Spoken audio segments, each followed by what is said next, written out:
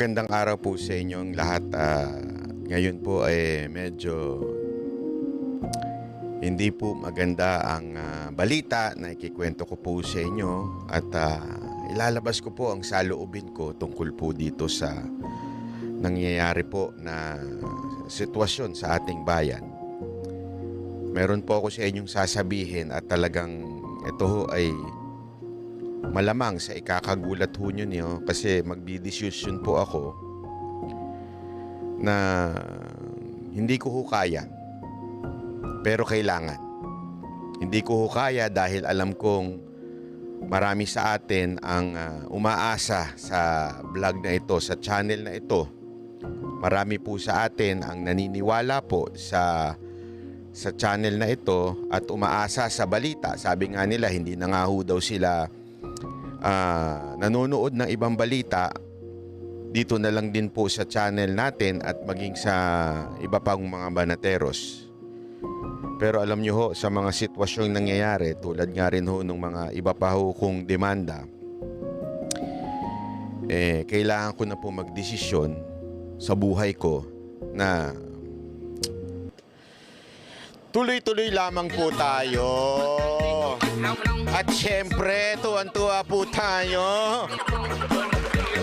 Bakit kanyo? Kasi umikot na naman ang tumbong. Umikot na naman ang tumbong ng kalaban natin. Tawang-tawa po ako.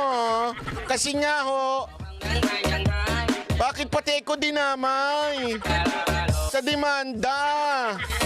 Wala naman ako doon.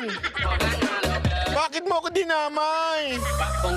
Isa lang po ang ibig sabihin niya, mga kababayan. Isa lang po ibig sabihin niyan. Siya po ay tinamaan ng mga sinasabi natin sa ating channel. At hindi na po siya nakakapag-isip ng tama. Bakit kanyo? Bakit kanyo?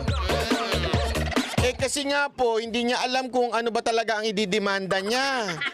Ano ba talaga ang ididemanda niya? At higit sa lahat, sino-sino ba dapat ang ididemanda niya? Pati ko na damay.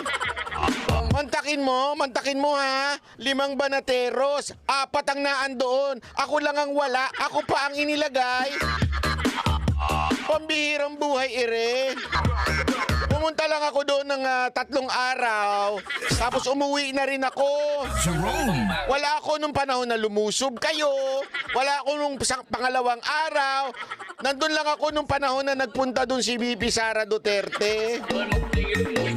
Tapos umuwi na rin ako kaagad. Habang kayo, yung mga banateros na andoon, 4 silang na andoon, nakababa, doon na natutulog, nag-aamuyan na ng mga brief nila. Tapos ako ang ididemanda mo, Tore. Ano nangyari sa'yo? Dinaig mo pa si Diwata, hindi alam ang gagawin kung magbebenta ba, magiging bendo.